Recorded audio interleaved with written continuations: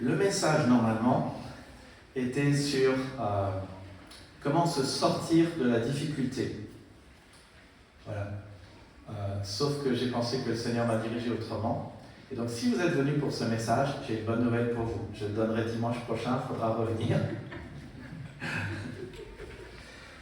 Aujourd'hui, j'aimerais juste qu'on voit ensemble pourquoi est-ce que le Seigneur a créé une nouvelle Église, ou pourquoi est-ce que le Seigneur a créé une Église.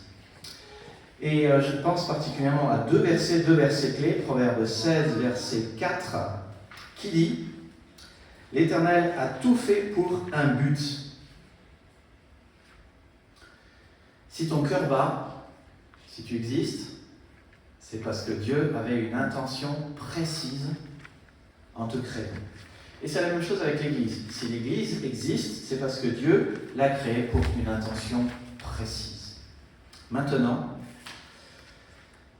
pourquoi est-ce que c'est important de connaître l'intention précise de Dieu pour toi, ou pourquoi est-ce important de connaître l'intention précise de Dieu pour l'Église? Eh bien, parce que Proverbe 29, 18 dit « Quand il n'y a pas de vision, le peuple est sans frein. Ou lorsqu'il n'y a plus de vision d'avenir, un peuple vit dans le désordre. » En anglais d'ailleurs, la traduction dit « Quand il n'y a plus de vision, le peuple périt. » Si tu ne connais pas la vision de Dieu pour ta vie et ce pourquoi tu es fait, tu n'iras pas vers l'objectif que Dieu a prévu pour ta vie. Tu seras à la dérive et tu gaspilleras ta vie. Tu te relâcheras, tu ne te freineras pas et tôt ou tard, tu vivras dans le désordre et le péché. C'est l'idée qui est derrière ce verset. À l'inverse, si tu connais la raison pour laquelle Dieu t'a créé et sa vision pour ta vie, tu sauras faire la part des choses parce que tu as un objectif, tu sais pourquoi tu es censé vivre, tu ne te disperseras pas, tu ne perdras pas ton temps, ton énergie, ton argent, ton amour, ta vie, qui ne seront pas investis pour rien. Tu seras efficace et concentré et tu seras moins fatigué, moins stressé, plus paisible, plus tranquille et tu resteras motivé. Et surtout, tu auras un sens à ta vie. Notez cela, c'est vraiment très important. Si tu sais pourquoi tu es fait, tu ne vas pas te disperser, tu vas pouvoir te concentrer, tu ne vas pas utiliser ta vie, ton argent, ton énergie pour d'autres choses, tu ne vas pas être fatigué ou stressé parce que tu sais ce pourquoi tu vis. Et il en est de même pour l'Église. Si nous oublions pourquoi l'Église existe, pourquoi une nouvelle Église existe et ce pourquoi elle est faite, nous n'irons pas vers l'objectif que Dieu a prévu pour nous. Nous serons à la dérive et nous gaspillerons les ressources de l'Église. À la fin de ce message, je vous parlerai des ressources de l'Église. Nous nous relâcherons tôt ou tard, nous vivrons tôt ou tard dans le désordre et dans le péché, parce que si nous ne vivons pas ce pourquoi Dieu nous a fait, nous ne vivons pas sa volonté, et si nous ne vivons pas sa volonté, c'est une définition du péché. Et finalement, nous périrons. À l'inverse, si nous connaissons la raison pour laquelle le Seigneur a créé l'Église, nous pourrons faire la part des choses, nous resterons concentrés, nous ne nous disperserons pas, nous ne perdrons pas notre temps, notre énergie, notre amour, notre vie, nous serons efficaces et concentrés, et nous serons moins fatigués, moins stressés, plus paisibles et plus tranquilles, et nous resterons motivés, et nous aurons le sens de l'Église devant les yeux. Et je parle d'un côté de vous, de nous, de l'autre côté de l'Église, on est bien d'accord que les deux sont intimement liés, puisque l'Église, ce sont les hommes. Comme je vous ai dit dimanche dernier, nous ne sommes pas une Église normale. L'Église normale, c'est l'Église qui se réunit avec 20 degrés, pile le dimanche matin, à 10h30, sur une chaise américaine, avec le bon moelleux dessous, que le culte dure exactement 1h30, le bon culte à l'occidental, bien minuté, tout est super professionnel, c'est génial. Nous ne sommes pas cette Église normale, vous l'avez compris, puisque vous êtes là à 16h, mais nous sommes l'Église idéale. Pour les gens qui ont des enfants, qui veulent se lever tranquille le dimanche matin, pour les gens qui veulent faire du sport, comme moi, le dimanche matin, et surtout nous sommes l'Église idéale pour apprendre ce qu'est vraiment l'Église, que l'Église n'est pas un bâtiment, que l'Église n'est pas un créneau horaire, que l'Église c'est suivre le Christ et être à sa suite. Nous sommes les pierres vivantes, le Seigneur est la pierre vivante et nous sommes bâtis dessus. Amen. Donc il est essentiel que nous nous posions la question de savoir pourquoi nous existons. Et il est essentiel que nous posions la question en tant qu'Église, pourquoi nous existons. Certains d'entre nous, nous le savons, mais c'est toujours bien de repasser cela en notre cœur. Nous existons d'abord, une nouvelle Église existe d'abord, et tu existes d'abord grâce à l'amour de Dieu. Alors, ce message, je l'ai dit ces derniers temps, pas mal, et je le rabâche, c'est exprès que je le rabâche, et je ne me lâche pas de le rabâcher, parce que c'est l'essence de la bonne nouvelle. Il faut que tu comprennes, et ça serait bien que tu arrives à l'apprendre par cœur, que c'est assez simple en fait. Dieu t'a créé par amour, pour t'aimer, pour que tu aies une relation avec lui où l'amour est au centre. Si tu arrives à comprendre cette phrase et à la répéter, toute la suite s'imbrique là-dedans. Donc Dieu t'a créé par amour, tu n'es pas le fruit d'un accident. Dieu t'a créé pour t'aimer, pour te bénir chaque jour, et Dieu t'a créé pour que tu puisses être réconcilié avec lui et l'aimer en retour, et surtout avoir l'amour au centre de ta relation avec lui et avec les autres. Et donc je me suis permis de décrire cela exactement dans votre bulletin. Vous avez vos notes du message devant vous. Nous existons parce que Dieu nous a créés par amour. Oui, Dieu nous aime et depuis toujours, il a voulu que nous devenions ses fils par Jésus-Christ. Ça, c'est Éphésiens 1, 4, 5. C'est un verset qui va dans le sens de la prédestination. On parlait de cela l'autre jour. Ce qui est important de comprendre, c'est que Dieu est amour et tout ce qu'il fait est bon. Tout ce qu'il fait, il le fait par amour. Tout ce qu'il dit, il le dit par amour. Tout ce qu'il promet, il le dit par amour. Et donc, si tu existes, tu n'es pas le fruit d'un accident parce que tu as été créé parce qu'il l'a voulu. Il t'aime. Et nous existons parce que Dieu nous a créés par amour pour nous aimer. Il t'a créé, il a créé une nouvelle église pour l'aimer. Et ce verset clé, Psaume 145, verset 3, « Son amour s'étend à tous ceux qu'il a créés. » Donc, il t'a créé pour t'aimer. Et il a créé chacun de nous pour nous aimer. Et c'est pour cela qu'il a tant aimé le monde, qu'il a donné son Fils, Jésus-Christ, afin que quiconque croit en lui ne périsse pas, mais ait la vie éternelle. Et nous existons parce que Dieu nous a créés par amour, pour nous aimer et pour avoir une relation avec nous où l'amour est au centre. Il a voulu réconcilier tout avec lui. Et oui, il le dit, Osée 6,6, « Je désire l'amour. » Je désire l'amour et non les sacrifices. Et ce que ça veut dire, c'est que Dieu ne désire pas la religion, Dieu veut d'abord notre cœur. Nous disons souvent avec Priscille, le cœur du problème, c'est le problème du cœur. Et Dieu est venu pour y remédier avec son amour. Donc c'est à la fois parce que cet amour a été proclamé et que tu y as cru et que moi j'y ai cru que nous faisons partie de l'Église et c'est pour proclamer cet amour que nous avons aussi été créés, que l'Église a été créée.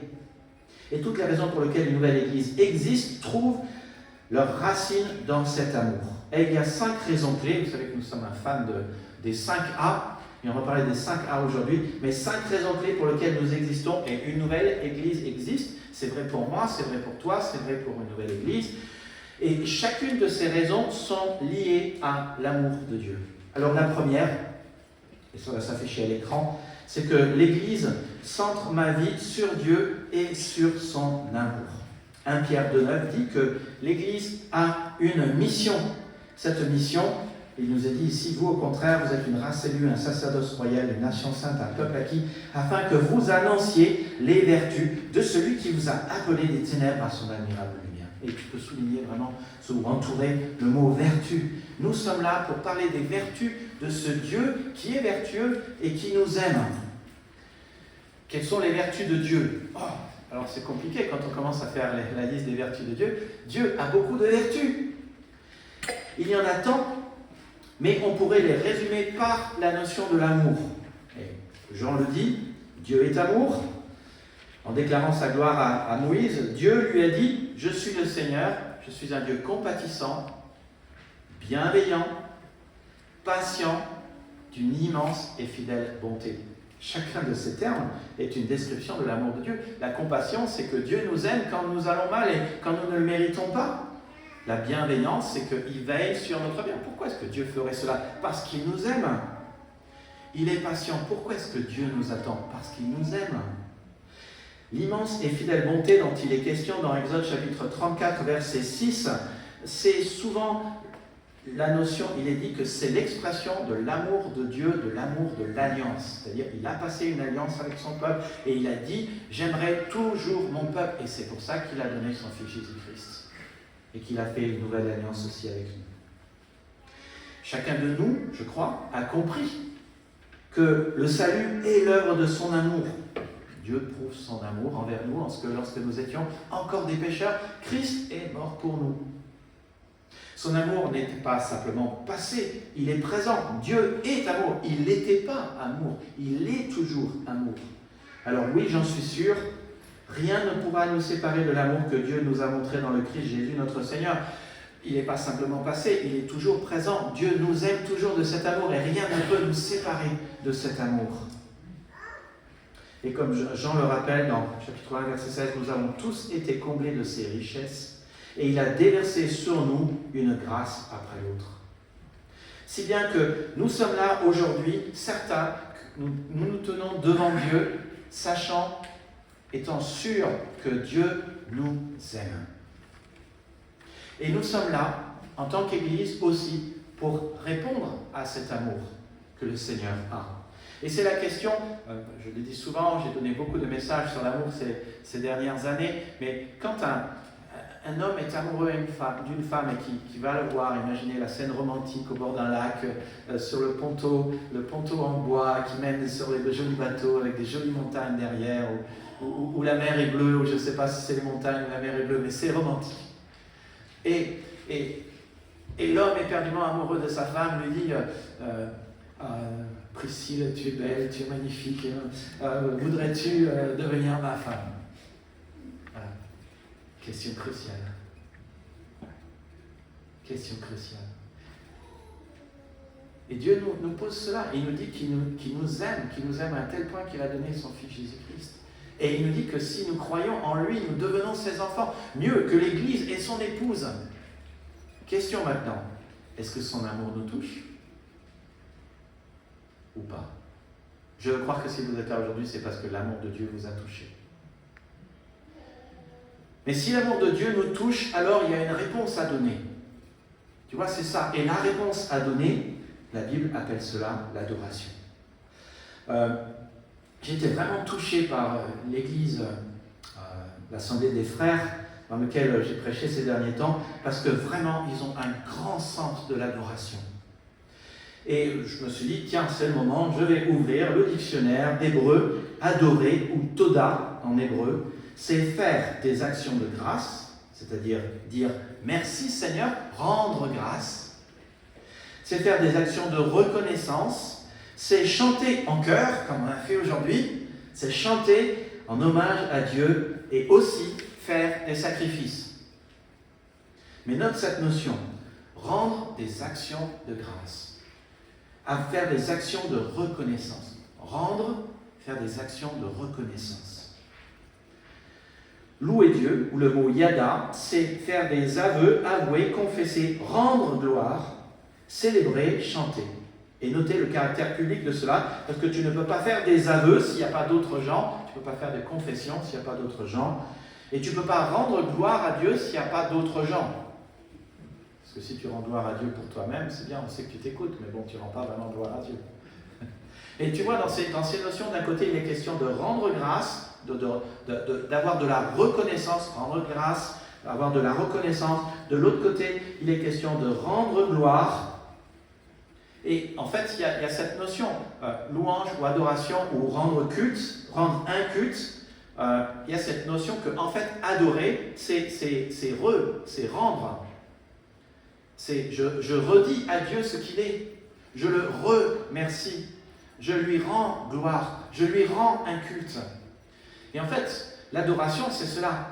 C'est de dire, Seigneur, ton amour pour moi, ça me touche. Seigneur, ce que tu es, ça me touche. Alors je serai là parce que ça me touche. Et je veux te rendre gloire, je veux te dire merci, je veux te remercier, je veux te rendre un culte. Et ça passe, il y a cette notion qui est simple, qui est la notion simplement de répéter qui Dieu est. Seigneur, tu es amour. Et je vais le dire parce que quand je le dis, je sais que je te rends gloire. Cette notion-là. Et Deutéronome 6.5 et 5.7 montrent d'un côté, tu n'auras pas d'autre Dieu devant ma face, et de l'autre côté, Dieu dit, tu n'aimeras que moi. Et il montre que l'adoration, c'est aimer Dieu. Et tout ce que nous faisons à l'Église est une manière de l'adorer et de lui exprimer notre amour. Faire des actions de grâce est une manière d'exprimer notre reconnaissance, une manière de lui rendre hommage. Et nous l'adorons en lui manifestant notre reconnaissance par nos chants. Vous avez super bien chanté aujourd'hui, je sentais que ça poussait. Allez-y, faites-le, faites pas à cause de moi, faites-le à cause du Seigneur. Nous l'adorons en ouvrant sa parole, en lui rendant hommage, en l'écoutant et en lui obéissant. Nous l'adorons en lui retournant une partie de notre salaire, notre dîme et nos offrandes. Nous l'adorons en prenant un verre tout à l'heure à la collation, en bavardant les uns avec les autres, parce que nous exprimons notre amour à Dieu en exprimant notre amour aux autres. Et nous l'adorons aussi en arrivant à l'heure au culte. Parce qu'après tout, que nous a-t-il donné? Faisons la liste. Oh, il nous a donné la vie, il nous a donné une famille, il nous a donné un emploi, il nous a donné des enfants, et nos enfants sont cool. Il nous a donné un salaire, et on pourrait continuer. Et je pense à tant de gens qui, quand ils sont dans l'église, disent « il faut vraiment prier que j'ai un emploi ». Alors on prie qu'ils aient un emploi, et puis quand ils ont un emploi, ils disparaissent. Ça, c'est vraiment le classique dans les églises. Ils disparaissent. Et la personne me dit « mais je ne peux pas venir, je travaille ». Alors, une question quand même qu'il faut poser. Mais qui t'a donné le travail? Alors, peut-être qu'il travaille en même temps, mais c'est quand même une bonne question à se poser. Et on pourrait continuer. Ah, je ne peux pas venir à cause de ma famille. Oui, mais qui t'a donné ta famille? Ah, je ne peux pas venir à cause de ma famille. Mais qui t'a donné ta famille? Ah, je ne peux pas venir parce que... Mais il faut quand même se poser cette question.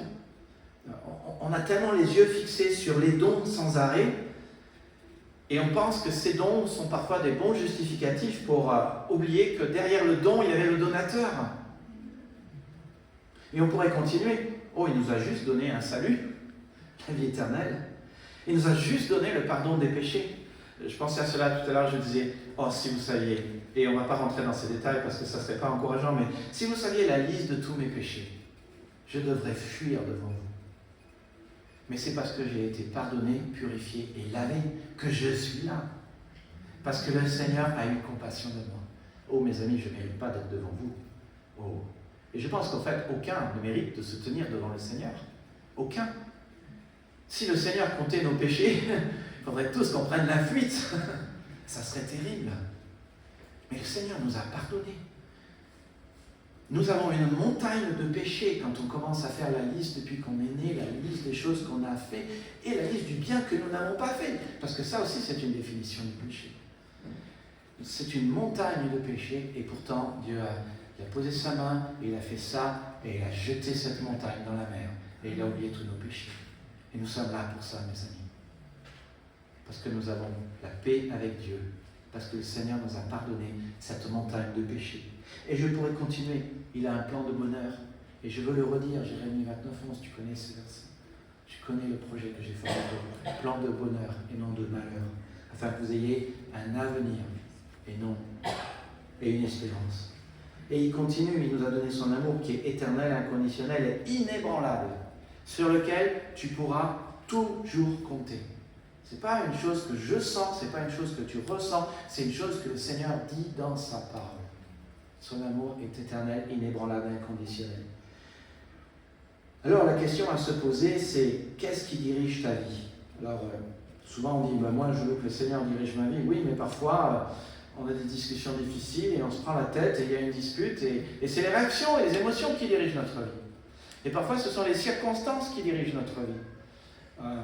Et c'est souvent les circonstances et nos émotions et nos réactions qui dirigent notre vie. On a vu cette semaine dans la parabole du semeur, dans Matthieu 13, ce qui avait tendance à diriger notre vie.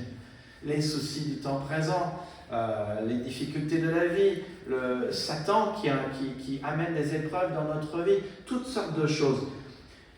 Quel est l'antidote à ces choses qui dirigent ta vie? Comment faire en sorte que ce ne soit pas tes émotions qui dirigent ta vie, que ce ne soit pas les circonstances, que ce ne soit pas les disputes, que ce ne soit pas l'argent qui dirige ta vie? Quel est l'antidote? Il n'y a qu'un antidote. De choisir, de centrer notre vie sur Dieu en allant à l'église et en pratiquant l'adoration.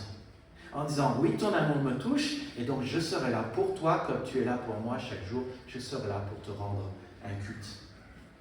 Donc l'Église centre ma vie sur Dieu et sur son amour. Et deuxièmement, l'Église me connecte aux autres et me fait les aimer. C'est le second objectif de Dieu pour votre vie. L'Église me connecte aux autres et me fait les aimer. Second objectif de Dieu pour votre vie. Dieu ne vous a pas placé ici-bas pour que vous soyez seuls. Nous avons été créés tous relationnels à l'image de Dieu. Et vous ne pouvez pas satisfaire vos besoins relationnels parce que vous avez besoin des autres. Et Dieu aimerait... Une fois qu'on comprend que Dieu veut une relation avec nous où l'amour est au centre, Dieu, il n'a pas dit oui, mais je veux une relation où l'amour pour moi est au centre. Non, il veut que l'amour soit au centre pour lui et aussi que nous nous mettions à aimer les autres. Parce que rapidement, nous allons découvrir que nous avons été créés enfants de Dieu et il y a d'autres enfants de Dieu. Et le Seigneur nous demande d'aimer les autres enfants de Dieu. Jésus l'a dit, aimez-vous les uns les autres. À ceux-ci, tous connaîtront que vous êtes mes disciples, si vous avez de l'amour les uns pour les autres. Et je le dis, alors ça peut sembler brut de décoffrage, mais c'est tellement vrai. L'Église n'existe pas pour que vous soyez aimés. L'Église existe d'abord pour que vous aimiez les autres. Et si vous aimez les autres, vous vous rendrez compte que les autres vont se mettre à vous aimer. Dieu a dit, donc j'appuie ce que je dis, soyez donc les imitateurs de Dieu, puisque vous êtes ses enfants bien-aimés, et vivez dans l'amour en suivant l'exemple du Christ qui nous a aimés et qui s'est donné lui-même pour nous comme une offrande et un sacrifice dont l'odeur est agréable à Dieu. Comment le Christ nous a aimés? Il a pris l'initiative, il s'est donné et il a payé le prix. A-t-il attendu que nous l'aimions? Non, parce qu'il aurait attendu pour l'éternité. Comment devrions-nous aimer les gens? En prenant l'initiative, en nous donnant, en payant le prix. Et tu ne dois pas attendre que les autres t'aiment. Et je sais combien c'est difficile ça. Et ça ne m'arrange pas du tout ce que je suis en train de dire. Des moments, j'aimerais bien quand les autres ne m'aiment pas, pouvoir avoir le droit aussi de ne pas les aimer. Et Jésus dit, mais non, tu dois prier pour tes very important persons et tu dois les bénir. Vous vous souvenez, nous devons aussi bénir nos ennemis. Et franchement, qu'est-ce qu'on est mieux quand on bénit nos ennemis? Il y a plein de choses qu'on ne peut pas faire. On ne peut peut-être pas forcément les voir devant nous. On ne peut pas forcément aller les rencontrer. C'est difficile quand quelqu'un a dit quelque chose de mal contre nous. Mais on peut au moins les bénir dans la prière. Et quand on les bénit dans la prière, ça commence à changer notre cœur et on est beaucoup mieux. Et tu ne peux pas aimer sans connexion aux autres, sans appartenance à une église, sans communion fraternelle et sans être un membre à part entière du corps de Christ. La méthode de Jésus pour faire grandir ses disciples, c'est « Venez, passons 3 ans ensemble, jour et nuit. 24 heures sur 24, 7 jours sur 7. » Ça, c'était la méthode de Jésus. Connectés, sans cesse, sans arrêt. Et c'est comme ça que nous devrions vivre. Et je pense à ces versets qui reflètent cela. Alors que nous sommes nombreux, nous formons ensemble un seul corps par notre union avec le Christ et nous sommes tous, et chacun pour sa part, membres les uns des autres. Qu'est-ce qu'un membre? C'est une partie d'un corps, du corps, d'une entité plus grande, qui a une capacité particulière et qui met au service des autres sa capacité particulière. Il n'attend pas que ça se passe, il n'attend pas qu'on lui demande, il prend l'initiative d'être un contributeur par l'amour. Nous devons aimer comme Jésus a aimé. Et Jésus a pris l'initiative, donc nous devons prendre l'initiative. Quand l'Église aura atteint ce stade, ça veut dire, alors je sais qu'aujourd'hui, et vous savez, Thomas, il a du mérite, parce qu'il arrive, il a 20 minutes pour tout installer. Mathématiquement, c'est impossible. Alors je vous explique, on a besoin de 10 personnes dimanche prochain, pour que lui donne les ordres, et qu'en 20 minutes, ça soit fait. Non mais c'est ça, ce dont on est en train de parler ici. Nous devons prendre l'initiative. Et donc, ça voudrait dire que quand Nicolas arrive au culte, bon, Faites pas ça pour moi, faites-le pour le Seigneur. Mais quand Nicolas arrive au culte, tout devrait être fait. La table devrait être mise, la collation devrait être... Voilà, mais c'est ça l'idée, c'est que chacun, on prenne l'initiative et on se mette tous à faire des choses. Et personne ne peut dire « je n'ai pas besoin de toi ». Nous devons manifester de l'amour aux autres, mais nous devons bien reconnaître aussi que nous avons tous besoin les uns des autres. Personne n'est au-dessus des règles ou des lois du Seigneur. Nous avons tous besoin d'être aimés, mais pour être aimés, il faut nous-mêmes commencer à aimer les autres. C'est aussi simple que cela. Et c'est pour cela que vous avez besoin d'une église et d'un petit groupe. Vous avez bien compris cela. Vous n'apprendrez à être un contributeur par l'amour et à être connecté aux autres qu'en connaissant les autres et en vivant avec les autres et en allant dans un petit groupe. Et vous ne grandirez vraiment spirituellement que si vous apprenez à aimer les autres, que si vous les connaissez, que si vous allez dans un petit groupe. Et vous ne grandirez vraiment spirituellement que si vous apprenez à aimer dans la difficulté. Parce que, comme je le disais hier, je crois que c'était à Ange, vous savez, quand on apprend la patience, on n'apprend jamais la patience quand on est tout seul sur l'autoroute et qu'on peut rouler à 150. Hein. Par contre, vous apprenez la patience quand vous devez aller à l'église vite, que la limite c'est 50, mais que vous avez à gauche un vieux pépé et à droite une vieille mémé qui tous roulent à 25. C'est là que vous apprenez la patience. Et donc on apprend l'amour quand il y a des gens qui en face de nous sont peu aimables. Comme parfois je fais une mauvaise humeur, Christine me dit « je t'aurai par mon amour ». Et elle est gentille, et elle m'aime, et elle m'a par son amour. Et le truc, c'est qu'elle a grandi dans son amour, et pas moi. Donc la prochaine fois, il faut que je sois gentil. Mais vous voyez, c'est de ça dont on est en train de parler. On apprend seulement quand on est confronté à d'autres qui ne manifestent pas forcément de l'amour. Et donc, être connectés les uns aux autres et manifester, d'être des contributeurs de l'amour, cela s'appelle la communion. Communion qui veut dire prendre part à la vie des autres. Et nous prenons part à la vie des autres dans les petits groupes et dans l'Église et au moment de la collation. Donc, l'Église me ressent sur Dieu et l'adoration, c'est exprimer mon amour à Dieu. L'Église me connecte aux autres, c'est l'appartenance, c'est l'expression de mon amour aux autres. Et l'Église me fait avancer dans la vie et fait grandir mon amour. L'Église me fait avancer dans la vie et me fait grandir dans l'amour. C'est la devise de l'Église, avancer dans la vie.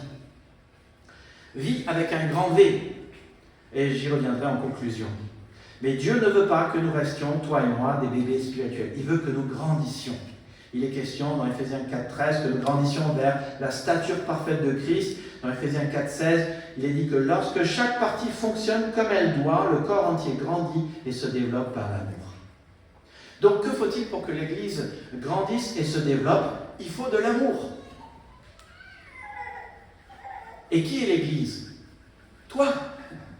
Donc, nous développerons, l'Église se développera, nous développerons, tu te développeras quand nous pratiquons l'amour. Un bébé ne devient pas un adulte en restant seul. Il a besoin d'être nourri, protégé, aimé par sa famille. Il faut donc que nous soyons connectés les uns aux autres, membres du corps de Christ, et que chaque partie fonctionne, que chaque partie aime et que chaque partie œuvre, travaille, agisse, aille, parle, fasse. Vous vous souvenez, un des messages que j'ai donné pour être un disciple de Jésus-Christ, qui font des disciples, un moment je vous ai dit, levez-vous tous, et j'ai dit, un disciple, qu'est-ce qu'il fait? Il se bouge. Merci, super. Mon travail en tant que pasteur est de veiller à ce que tu te bouges. Bon, je le dis en termes évangéliques, bibliques, que tu œuvres, que tu travailles, que tu agisses, que tu parles, que tu fasses, que tu pries. Éphésiens 4,12, Dieu a fait don de ces hommes, et là il est question des apôtres, prophètes, évangélistes, docteurs, pour que ceux qui appartiennent à Dieu, les saints, les membres, les enfants de Dieu, soient rendus aptes à accomplir leur service en vue de la construction du corps de Christ. Ce à quoi je travaille ici, avec Eric et avec l'équipe de dirigeants, c'est de faire en sorte que tu agisses, tu aies une fonction, tu aies un service. Souvent dans les églises, je vous dis comment sont souvent les choses dans les églises évangéliques, on paye le pasteur, alors on considère que le pasteur est payé pour servir le Seigneur et les autres sont donc là pour écouter le pasteur et, si je peux dire, être un spectateur.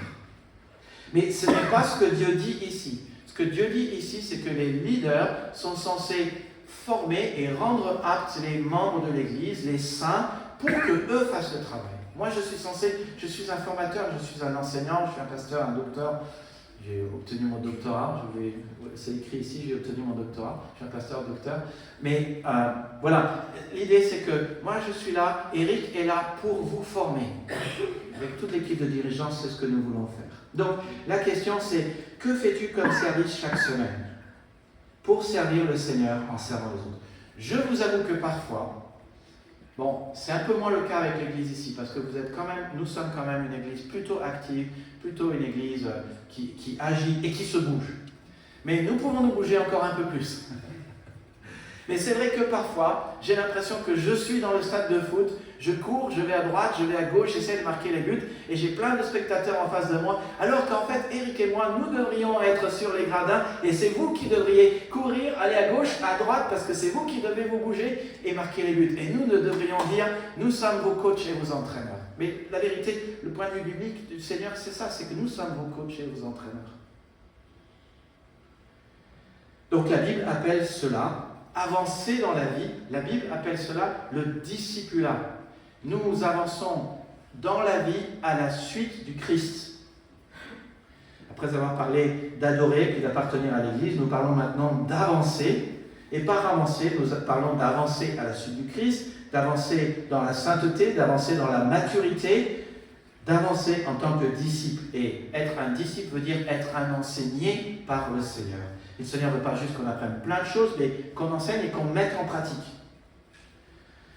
La sainteté, avancer dans la sainteté, il ne faut pas oublier que la sainteté peut être résumée par une notion simple aussi. Dieu peut être résumé par l'amour, Dieu est amour, mais la sainteté se résume par l'amour. Le fruit de l'esprit, c'est l'amour, puis la paix, la joie, vous connaissez les autres versets, mais la première chose qui est le fruit de l'esprit, c'est l'amour. Et donc on grandit en sainteté quand on grandit dans notre amour. Et c'est un processus, grandir, c'est un processus, comme un enfant. Il ne suffit pas qu'un enfant mange un hamburger, il ne suffit pas qu'un bébé mange un hamburger pour qu'il devienne adulte. Ça prend du temps. C'est un processus de croissance. Il y a 4 choses essentielles qui vous feront progresser à coup sûr. La première, c'est de mettre l'amour au centre de tout. Ça, c'est certain. Jésus l'a dit, demeurez dans mon amour. La deuxième, c'est que vous devez nourrir votre relation par la lecture de la parole de Dieu quotidienne et la prière. Quand vous nourrissez votre relation, vous grandissez inévitablement. Aussi, aller dans un petit groupe, ça fait qu'on est dans un contexte relationnel où on peut exprimer cet amour. Troisièmement, passer par les 4 étapes que nous donnons le premier dimanche de tous les mois pairs, qui vous permettent de comprendre le plan de Dieu le samedi. Oui, avant c'était les dimanches, maintenant c'est les samedis. Qui vous permettent de comprendre le plan de Dieu, pourquoi c'est important de devenir membre, pourquoi c'est important de lire la Bible et de prier, pourquoi c'est important de connaître vos dons et de servir, pourquoi c'est important d'annoncer l'amour de Jésus. Enfin, et dernière chose indispensable pour grandir, obéir, c'est de redonner aux autres ce que vous avez appris. Ça, c'est fondamental. Vous savez la différence entre un bébé et un adulte? C'est que le bébé, il n'arrive même pas à prendre soin de lui-même. Mais un adulte, il prend non seulement soin de lui-même, mais il prend soin des autres. Donc, tant que vous n'apprenez pas à prendre soin des autres, vous ne grandirez pas. Il faut que vous preniez soin des autres. Donc l'Église me recentre sur Dieu, elle me connecte aux autres, elle me fait avancer dans la vie et dans mon amour pour Dieu. Et l'Église me donne, c'est le 4e point, l'Église me donne d'avoir une contribution unique. Je l'ai déjà dit et je le redis, Dieu ne nous a pas mis ici-bas sur terre pour que nous soyons seulement des consommateurs. Dieu veut que nous rendions ce monde meilleur et que nous rendions l'Église meilleure. Je pense à une réflexion qui avait été faite une fois à l'église de Champs où quelqu'un s'est levé, un cher frère, et qui a dit « Mes frères, nous agissons mal, parce que quand l'église ne va pas bien, ce n'est pas la faute au pasteur, nous devons prier pour notre pasteur. Notre responsabilité, c'est de prier pour le pasteur. » Et là, je me disais « Waouh, celui-là, il est fort. Bien, amen. » Tous les responsables ont besoin qu'on prie pour eux. Mais voilà ce que Dieu nous dit dans Galates 5,13. Au contraire, dit Paul, soyez par amour serviteurs les uns des autres. Là encore, être au service du Seigneur et au service les uns des autres, c'est un lien direct, en lien direct avec l'amour. Paul le dit, par amour, soyez serviteurs les uns des autres. Si tu réalises que Dieu t'aime et que tu réalises qu'il veut une relation avec toi où l'amour est au centre, l'amour entre toi et lui, mais l'amour aussi avec les autres, tu réalises alors que tu ne peux pas simplement juste dire « Seigneur, je t'aime » et ne rien faire. Parce que c'est comme dans une maison, je me souviens quand j'étais jeune fiancé avec Priscille, on était invité dans une famille portugaise et l'homme qui était, il était très charismatique l'homme, il disait « Ah, si tu savais combien j'aime ma femme et combien j'aime mes filles, et vraiment c'est extraordinaire, je ferais n'importe quoi pour elles. » Et sa femme répondait « Tu peux aller me chercher le sel ?» Et là il trouvait une excuse.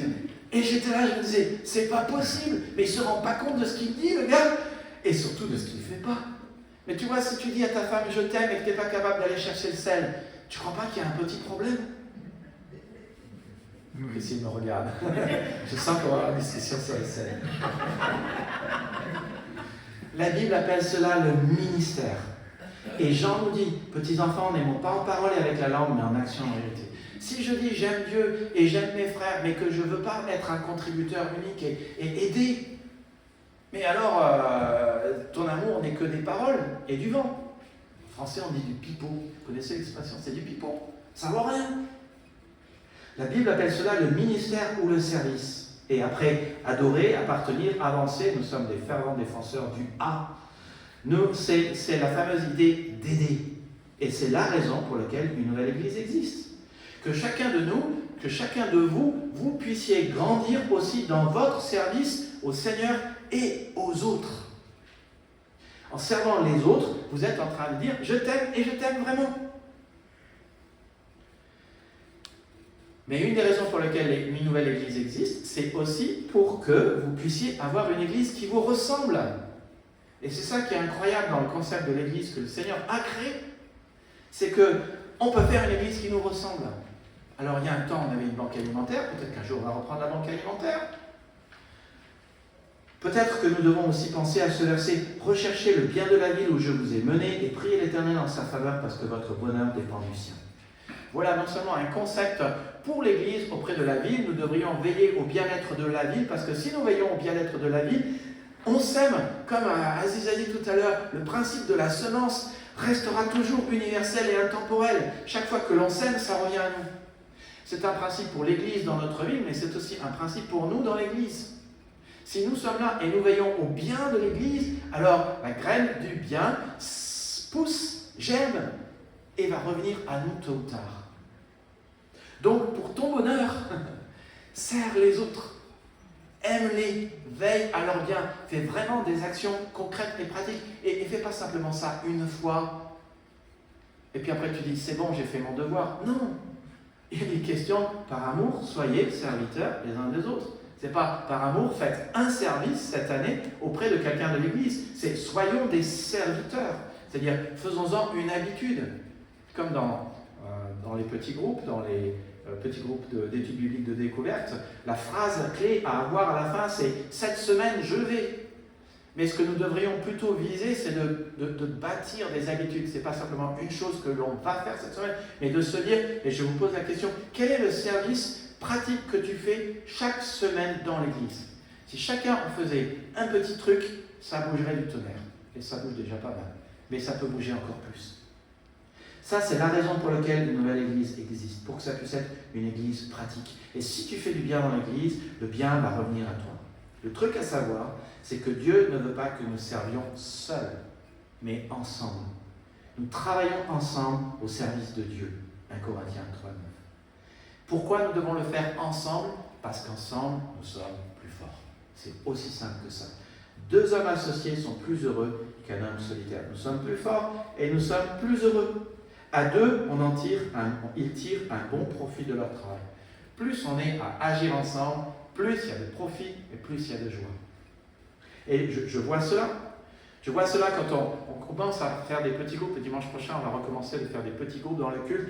Quand on est en train de faire des petits groupes dans le culte, moi j'entends les gens qui rigolent et qui pouffent de rire et qui sont dans la joie.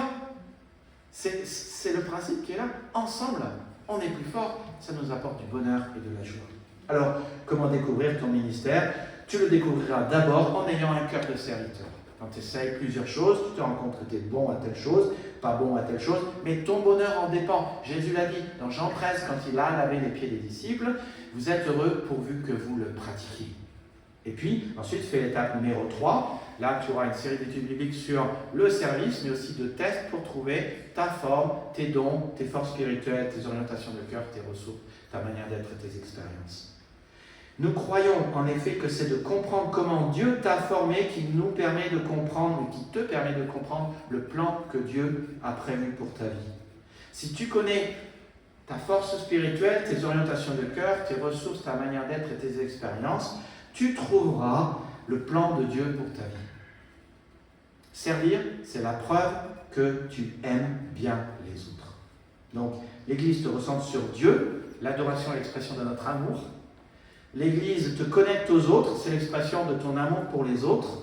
L'Église te fait avancer dans la vie et dans ton amour, c'est grandir dans ton amour pour Dieu. Et l'Église t'aide à avoir une contribution unique, c'est prouver ton amour et manifester ton amour par des choses concrètes, mesurables et tangibles. Et c'est le 5e point. L'Église, voilà, vous pouvez lire, m'aide à communiquer la bonne nouvelle. Dieu nous a confié la tâche d'amener d'autres hommes à la réconciliation avec lui, car par le Christ, Dieu agissait pour réconcilier tous les humains avec lui, sans tenir compte de leurs fautes. Il nous a chargés, quoi? D'annoncer cette œuvre de réconciliation. Et tu vois, quand on est en train de dire, tu n'es pas le fruit d'un accident, tu as été créé par amour, pour être aimé, pour avoir une relation avec Dieu où l'amour est au centre, c'est ce que nous sommes en train de dire. Et c'est pour ça qu'il a donné son Fils, ça fait que quiconque croit ne périsse pas, mais il a la vie éternelle. Et c'est pour cela qu'il a, par le Fils, tout réconcilié avec lui-même. On vous parlera avec Priscille dans les prochains temps de votre histoire, mais aussi de la grande histoire de Dieu. Quand Dieu a créé cette terre, il a créé l'homme, d'abord en harmonie avec lui-même. Puis il a créé l'homme et la femme. Et l'homme était en harmonie avec Dieu, avec la création dont il avait la gestion, et avec la femme. Il était en harmonie avec Dieu, avec la femme, avec lui-même et avec cette création. Dieu nous a appelés à être en harmonie avec lui. Et l'harmonie, c'est la réconciliation. Mais c'est aussi l'accepter comme roi. C'est aussi accepter que c'est lui qui va diriger notre vie. C'est de ça dont on parle. Annoncer, c'est parler de l'amour de Dieu aux gens, rien d'autre. Parfois les gens, je pose la question, et je vous ai déjà fait ça X fois, n'est-ce pas? Qui sait annoncer l'évangile? Vous voulez lever la main? Qui sait annoncer l'évangile? Il y a quand même plus de mains qui se lèvent petit à petit. Voilà. Alors, si je vous parle d'annoncer l'évangile, ça semble compliqué. Et qui sait dire Jean 3,16? Il y a beaucoup plus de mains qui connaissent Jean 3,16. Mais Jean 3,16, c'est l'évangile. Et si je te dis, parle simplement de l'amour de Dieu, tu vois comment, si on évoque une notion, ça complique tout dans notre tête, parce qu'on a plein de barrières mentales, etc. Et puis si de l'autre côté, on parle juste de l'amour, là, c'est beaucoup plus simple. Jean 3,16, c'est beaucoup plus simple. C'est de ça dont on parle ici, rien d'autre. La Bible appelle cela l'évangélisation. Et parler de l'amour de Dieu, c'est... L'amour de Dieu en lui-même est un trésor inépuisable. Qui est-ce qui était là quand j'ai parlé des réductions sur le poisson qu'il y avait au champ l'autre jour? Et donc, certains sont... Donc je vois que la moitié ne connaissent pas cette histoire. Je vais la redire. Pardonnez-moi si je la redis. Mais je pense que c'est important que tu comprennes ce concept du trésor inépuisable. Donc Priscille et moi, nous aimons le poisson. Vous aimez le poisson? Moi j'aime beaucoup le poisson. Ok. Donc nous allons au champ régulièrement parce que là-bas le poisson est pas cher. Et ce jour-là, notre ami poissonnier, bon maintenant il nous traite comme un ami, nous dit, vous savez, aujourd'hui il y a 30%. Je dis, vraiment? Il dit, oui, allez chercher le fascicule à l'entrée, ramenez-le-moi et avec ça je vous fais 30%. On va chercher le fascicule à l'entrée, on ouvre, on dit « Ah ouais, il y a vraiment 30%. » Alors on se dit « Ah ben c'est super, s'il y a 30%, on va alourdir la note. » Allez, on va y aller, on va acheter des poissons. Et puis pendant que notre ami est en train de préparer le poisson, vous savez comment c'est, vider, gratter, etc. Ça prend du temps, puis il y en avait beaucoup. On est là en train d'attendre, qu'est-ce que je pouvais faire? Ben, je ne peux pas m'empêcher. Moi je dis, vous savez, aujourd'hui il y a 30% sur le poisson. C'est un couple asiatique à ma droite, je ne sais pas s'il était russien ou cambodgien. Le gars me dit, ah ouais? Il dit, ouais, allez chercher le fascicule là-bas et ramenez-le et vous verrez, vous aurez 30%. Ils disent, ah ben, ils vont chercher le fascicule, ils reviennent, ils disent, ouais, il y a 30%. Les saumons là, on prend tous les saumons. Je crois qu'il y en avait 8. Et alors le poissonnier dit, vous avez droit à 5 poissons, 3 poissons différents, mais pas plus, parce que sinon il n'y aura plus rien. Et puis elle dit, bon, les autres poissons là-bas à gauche, on prend tout le reste.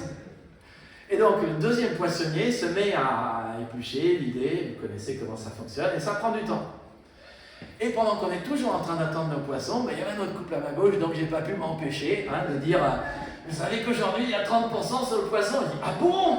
Donc allez chercher le fascicule, voilà. Et finalement, eux aussi, ils ont commandé tellement, je crois qu'il y avait 3 poissonniers aujourd'hui, ce jour-là, ils ont commandé tellement avec nous, qu'il y avait une queue de 30 personnes minimum. Bon, c'est une histoire. Et je me suis dit, vous voyez comment le Seigneur fait des choses dans notre vie, à des moments, c'est lui qui prend l'initiative pour nous montrer des choses. Et ce jour-là, j'ai pensé, je dis, ah ça c'est une histoire incroyable. Ce dont je suis en train de vous parler ici, c'est de la notion du concept, pas simplement du poisson à 30% chez Auchan, que je recommande par ailleurs. Mais je suis en train de vous parler du concept du trésor inépuisable. Le concept du trésor inépuisable, c'est un concept qui consiste à dire, regardez là, vous avez un trésor qui est génial et qui est exceptionnel. Mais si je le partage, je ne serai pas appauvri et l'autre sera enrichi. Et je pensais à ça l'autre jour, je me suis dit, mais en fait, on parle de quoi? 30% sur une date, je ne sais pas combien on a eu de poissons ce jour-là, peut-être 60 €, parce qu'il y en a eu beaucoup, j'ai aucune idée. Mais on est en train de parler de 30% sur 60 €, peut-être qu'on a économisé 30 € ce jour-là. C'est qu'une histoire de poisson, et c'est qu'une histoire de réduction. Bon, ceci dit, vous auriez été dans la queue, je vous l'aurais dit tout de suite. Nous avons quelque chose dans nos mains qui est bien plus extraordinaire que cette notion, qu'une réduction sur du poisson. Parce que la réduction de ce qu'on aurait dû payer pour notre péché, elle n'est pas de 10%, de 20%, de 30%, ni même de 80%, elle est de 100%. Et le trésor inestimable que nous avons, c'est le trésor de l'amour de Christ, de l'amour de notre Père, de l'amour du Saint-Esprit qui est en nous, et qui nous traite tous bien. Ils veulent notre bien et ils ont fait tout ce qui est nécessaire pour notre bien. Ils ont payé pour cela et chaque jour, je me lève, je peux compter sur l'amour du Seigneur. Chaque jour, je peux me dire, mes péchés ont été pardonnés, je vais bien et je pète la forme. Parce que 100% de mes péchés ont été annulés et parce que j'ai 100% de l'amour de Dieu dans ma vie. Et tu vois, si je partage le pardon des péchés que j'ai avec quelqu'un d'autre, je ne serai pas appauvri. Lui sera enrichi et j'ai toujours ce trésor inépuisable dans ma vie et dans mon cœur. Et si je partage l'amour que Dieu a pour moi et le trésor d'avoir son esprit qui vit dans ma vie et d'avoir sa parole qui est une lumière sur mon sentier et que chaque jour je peux parler à mon Dieu en étant assuré qu'il m'écoute, je ne serai pas plus pauvre, je ne serai pas appauvri et ce trésor sera toujours dans ma vie et dans mon cœur et quelqu'un d'autre le connaît. Si vous aviez été à ma place et quand vous avez fait ces 30% de poissons, je pense que vous auriez dit la même chose à la personne de la droite et la même chose au couple de gauche. Vous auriez fait pareil, je crois. Parce que vous avez bien compris ce jour-là que si vous partagez la nouvelle avec les autres, à droite, à gauche, ça ne change rien en fait, ils vont en bénéficier. C'est de ça dont on parle, quand on parle de l'amour du Seigneur ou de la remise de nos péchés. C'est de ça dont on parle. Alors comment évangéliser? Oh, il y a plein de choses qui est simple. Et je suis étonné. Vous savez, le Seigneur nous a demandé de faire des disciples qui font des disciples. Je suis étonné que le Seigneur nous demande de faire des choses simples et pourtant nous ne le faisons pas toujours. Je pense par exemple à tout ce que Jésus dit dans Luc 10. Première chose qu'il dit, priez le maître de la moisson.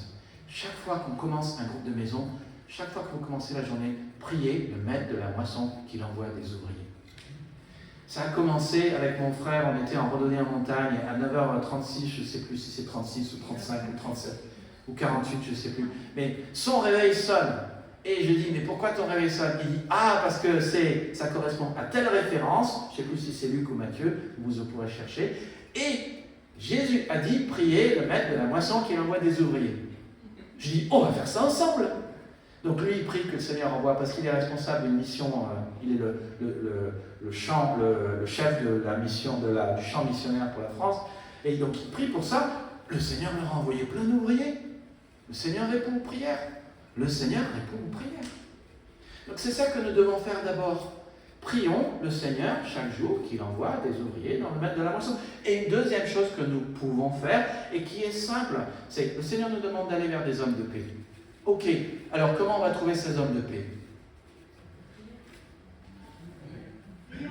Faites une carte Oikos. Mettez les noms des personnes qui ne connaissent pas le Seigneur et priez pour ces gens. Et priez que Dieu les bénisse, priez que Dieu les bénisse au-delà de tout ce qui peut être imaginable, priez que Dieu ouvre une porte. Et quand la porte s'ouvrira, seulement quand la porte s'ouvrira, saisissez l'occasion. Ça, c'est ce que Jésus nous dit dans Luc 10. Prions, bénissons. Mais une chose qu'il dit aussi, et c'est la chose que nous avons le plus de mal à faire en tant que chrétiens, dans Matthieu 28, 19 et dans Luc 10, 3, Jésus dit, allez et partez. Nous avons besoin d'aller chez les inconvertis. Et je ne vous dis pas que vous avez une mission, vous allez aller chez votre voisin et comme ça, vous allez lui annoncer l'évangile et vous allez dire, alors tu te convertis? Non, non, non, vous y allez pour bénir. Frappez à la porte, dites bonjour à vos voisins qui passent, qui revient de la course à pied ou qui fait autre chose. Dites bonjour et bénissez. Et vous allez voir petit à petit, toutes les portes vont s'ouvrir. Mais prions, bénissons et allons. Permettez que je conclue. Une nouvelle église existe pour aider les gens à trouver la vie avec un grand V. C'est notre devise. Dans un rayon de 5 km, 84 150 personnes sur 85 000 ne savent pas que Dieu les aime et qu'il a donné son Fils pour qu'ils aient la vie éternelle. Ils ne savent ni pourquoi ils existent, ni où ils vont, ni pourquoi ils vivent. Et chaque année, 1000 personnes dans ce rayon de 5 km meurent et vont au mauvais endroit. Parce que oui, la Bible dit qu'il y a un enfer et un paradis. Dans un rayon de 10 km, les chiffres sont un peu différents. Ce n'est pas 85 000 personnes qui vivent, c'est 500 000 personnes qui vivent. Et 6 000 personnes meurent chaque année sans avoir trouvé le sens de la vie et sans avoir trouvé la vie éternelle. Sans avoir entendu parler de l'amour du Seigneur. C'est pour cela qu'une nouvelle église existe.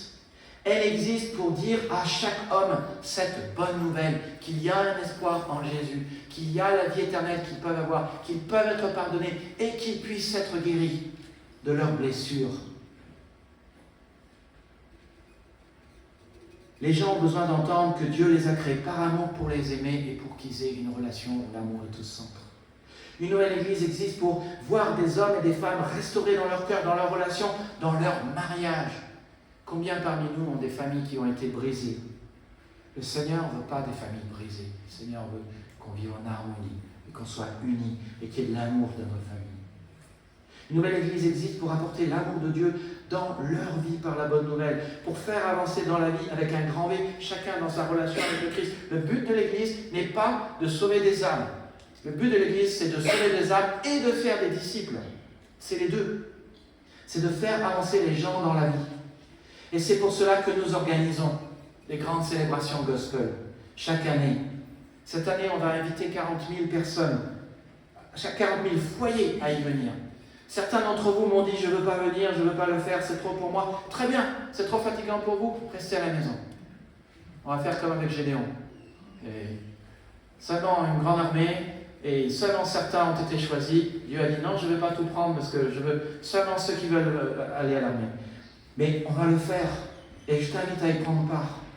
C'est pour cela qu'une nouvelle église offre des groupes de parole pour, je pense à une vie renouvelée particulièrement, pour que chacun puisse saisir la guérison de l'âme, la guérison du cœur qui est en Jésus. C'est pour cela qu'une nouvelle église fournit les 4 étapes de formation dont je vous parle.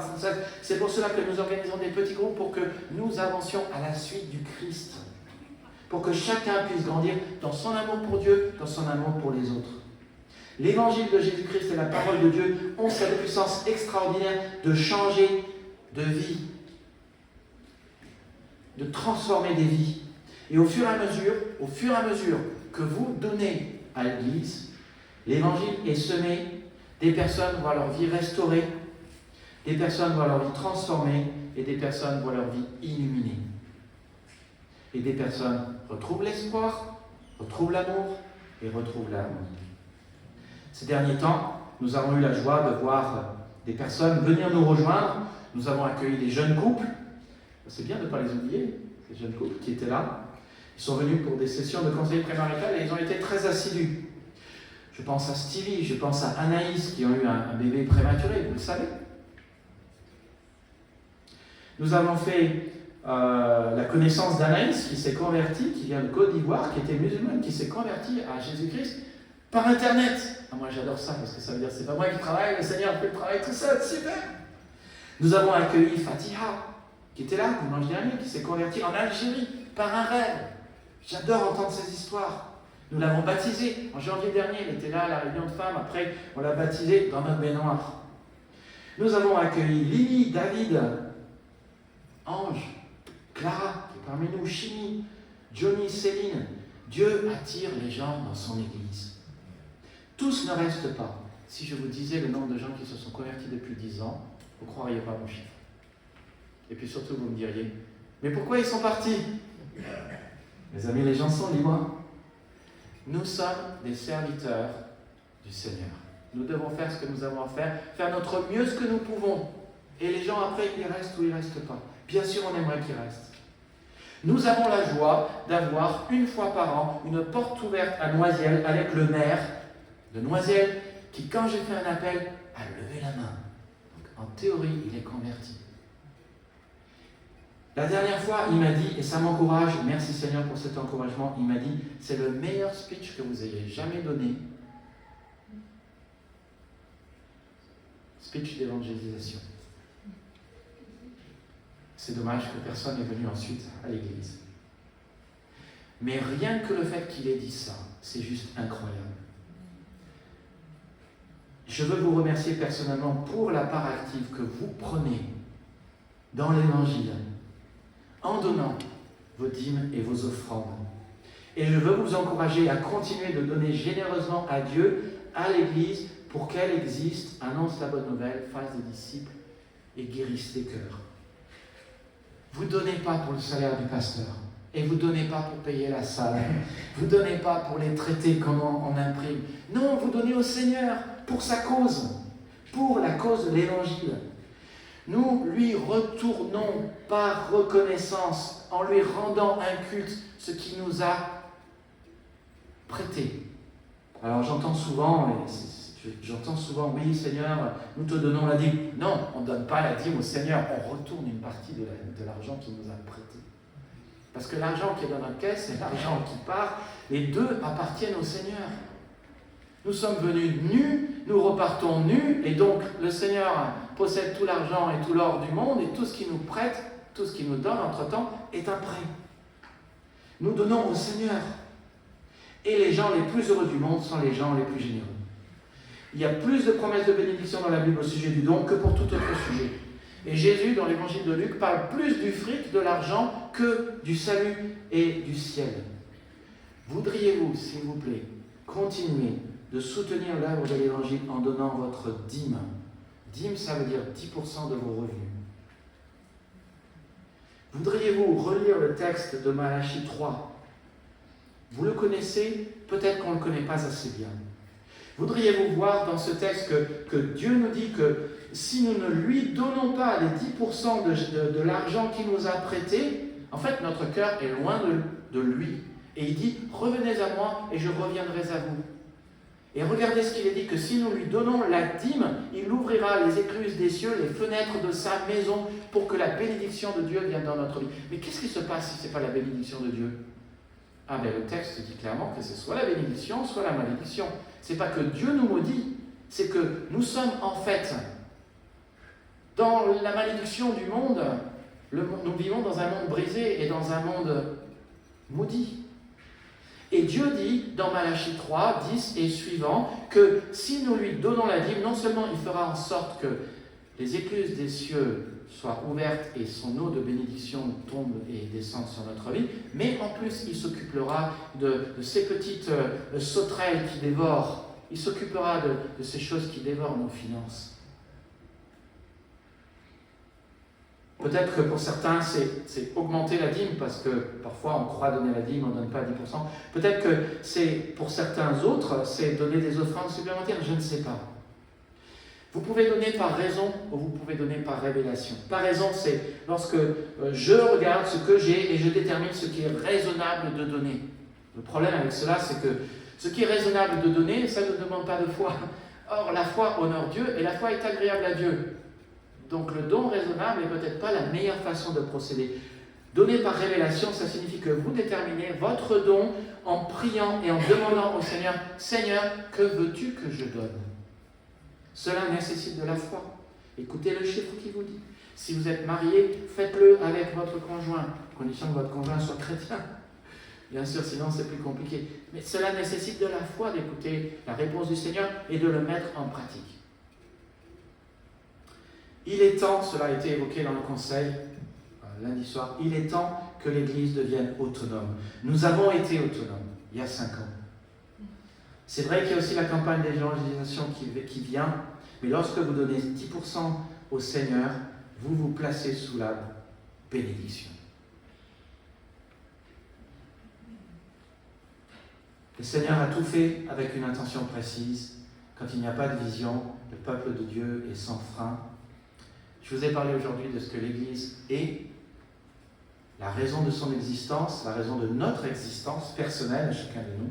Je vous invite à prier. Et après, je laisserai la place à Jean-Claude pour les annonces.